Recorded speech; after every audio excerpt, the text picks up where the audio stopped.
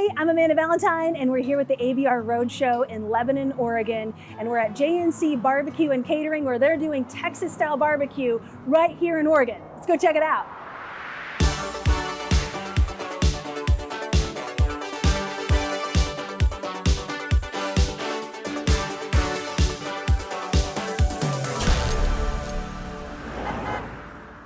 All right, we're back in the kitchen with Caitlin, the kitchen manager. Caitlin, what are we making? We are going to be making a smoked brisket platter today with some homemade mac and cheese and cornbread and all the goodness. We are going to be starting with our mac and cheese today. We're going to be adding some heavy cream as our base, and then a fan favorite, bacon and jalapeno. Oh my.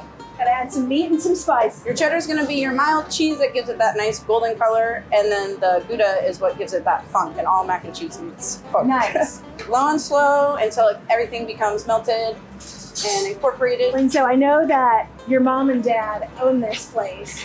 So how did you end up in the kitchen making some mac and cheese? So we started as a food trailer back in 2016, and it was something that my parents always wanted to do. I was in high school at the time. I didn't have a job, so they're like, you're gonna work for us. And it was something that just happened, and it's recipes that my family has been doing since I was a little kid.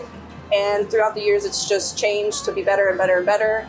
And so here I've been in this kitchen ever since that day in 2016 when we opened up our food trailer. For the most part, the mac and cheese is my baby. The mashed potatoes that we make in-house are my babies. The gravy, I make like all of that from scratch. And your sister is here too, right? And she's doing the baking. Yeah, she's the baker. So you're back here with the mac and cheese.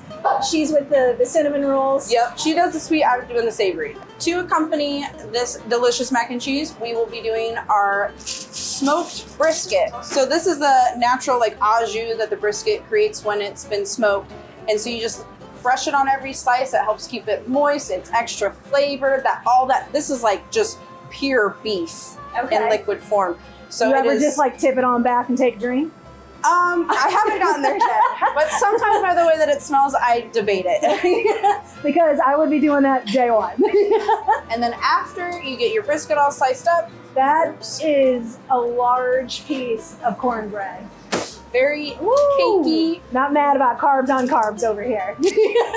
And then to finish it off, we're gonna have our house-made barbecue sauce and honey cinnamon butter on the side for the cornbread. Oh my goodness. Okay, where should I start? You think I should start with the brisket? Should I start with the mac and cheese? Should I start with the, Definitely start with the brisket, and then my personal opinion, put some of that brisket in your mac and cheese. Oh, okay. All right, I'm just gonna go pause on me. Oh, and it's already falling apart in my hands. That's how tender this is going to be. We got that extra au jus on there, okay? That is amazing. So juicy, obviously falling apart right in my hands. Okay, well now you said to go into mac and cheese. I don't feel like I should go straight on to that, but you know what? I brought my own fork. I keep my own fork on me, I'm ready, because I'm forklift certified. There you go.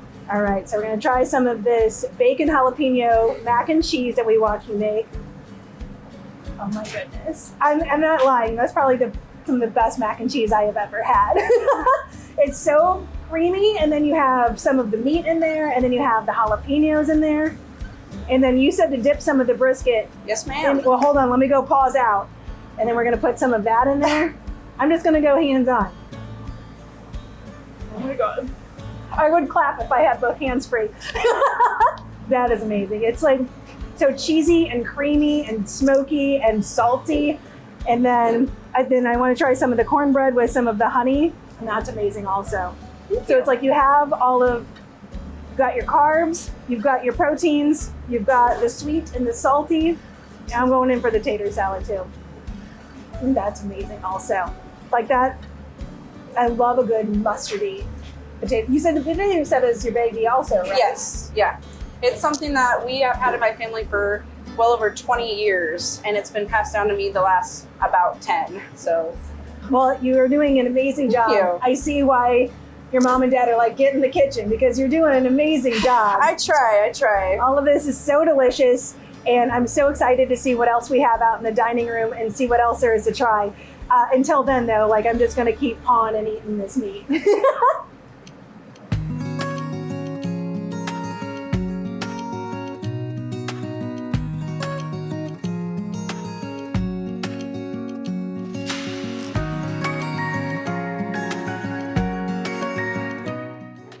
we're here in the dining room with owners Joe and Christy, and I mean, I know you guys are together, but you got the whole family working here. We do. So tell me about the backstory of how you decided, like, you know what, we're gonna be restaurant owners. We're gonna make some barbecue, and some of the best barbecue, not only in Oregon but in the country. Neither one of us come from the restaurant industry. Okay. He worked at a local mill. I was a paramedic in Portland. I had gotten hurt on the job. And for years, our family and friends were like, you need to open a restaurant. We're like, no, we have great jobs, great benefits, all of this. And then my injury took me out of my career, and I had to go back to school, so we started looking at food trailers. And so he was getting tired of working at the mill, and we ended up opening our food trailer in Sweet Home in 2016. Within a couple of years, we realized that we were outgrowing our food trailer, and we moved into Lebanon for our first location. And then we took over this location in 22. So it's just been an increase of, going from something completely different to making food and making people happy. So did that start with just making barbecue, smoking meat at home and a hobby into let's open a food truck? Oh yeah. Yeah. You have two daughters, and then now both daughters are working in the restaurant doing two different things. So how did that happen? So when we had our food truck, both the girls were working for us. And so when we moved into the brick and mortar, they came with us. They increased their skills. They increased just their ability to adapt to the changes, and they've taken responsibilities, which helps us that we can step away and do other things to focus on this business and grow this business. Your daughter Caitlin, who's in the kitchen, who's made some of the food we're going to be having here today, and then your other daughter is a baker. She is. So Brittany is a baker. I used to do all the baking until the last couple of years, and she really stepped up to help alleviate some of the weight that I was carrying for all of the tasks, and she actually superseded everything that I ever could teach her. She's very skilled. And then I hear that you're going to be opening a bakery next door. Yes. Yeah, and from what I've seen, we're going to get into this sweet roll here in a minute, it looks delicious, but I think the star of the show is the barbecue, and you have just awards everywhere covering this entire place. So tell me a lot about the competitions that you're doing and all of these awards that you've won. So we've won some State Cookoff Association, Pacific Northwest Barbecue Association, Kansas City Barbecue Society, and Texas Outlaw Barbecue. So do you guys just travel all around the country, just entering into all these competitions? So we started in 2017 with a KCBS down in North Bend at the Mill Casino.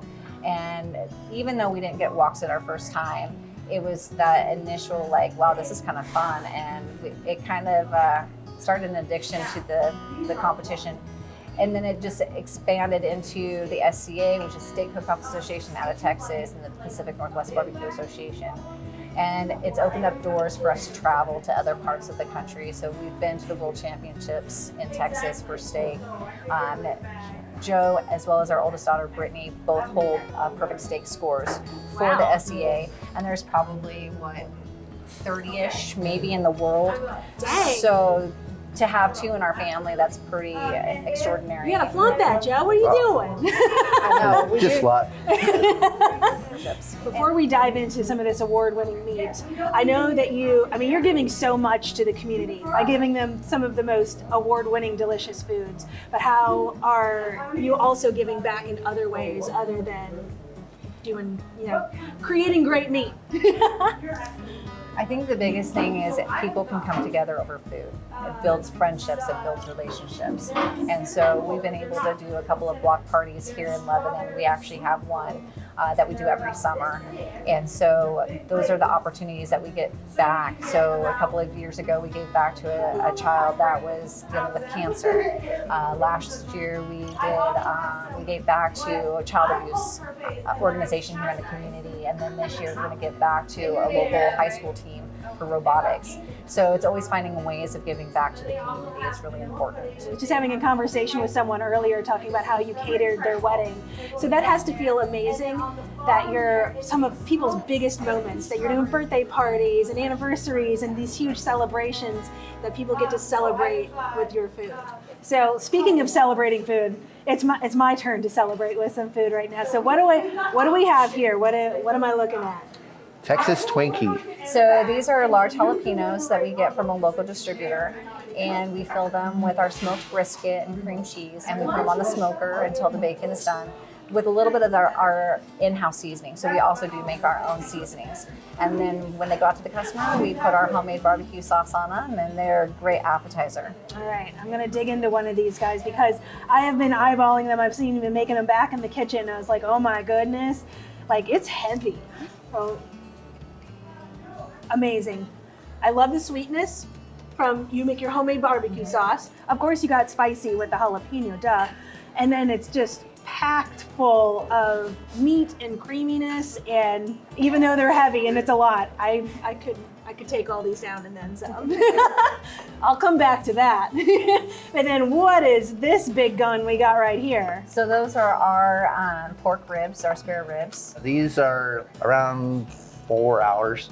4 hours smoking the ribs? In the smoker, yeah. You just tell there's just juice coming through. I'm so excited for this. I have no words. Like there's just so much seasoning, and there's like a little bit of a crunch along with like the juice in the middle. This is amazing. So how long did it take you to perfect this recipe? Not very long. I've been doing them that way for ever since before. Yeah, like you restaurant. said, you've been smoking and grilling since birth. Yeah, pretty much. You were born with smoker. I grew up into it. And it's like salty, crunchy, juicy, amazing. Like I could go after all of that. So I think that I'm gonna go straight into dessert because like how could you not? This just takes up the whole table. It does. Oh my goodness, look at this. I'm so excited. A strawberry shortcake, like in a giant roll. I 100%, I'm not gonna share. Okay. So you're doing so many great things, so much good food, out there still winning awards, opening bakeries, doing so much more, and again, just feeding the community and bringing so much family into this place. So thank you for having us here today because we are so honored to be able to try some of this delicious food. So thank you for everything. This has been amazing. Thank you for this experience. Thank you. Dang, did you see the size of them ribs and that sweet roll? Woo! I'm full. I loved hanging out with Joe and Christy. And if you want to see a full list of restaurants, guess where you can find them? AmericasBestRestaurants.com. I'll see you next time.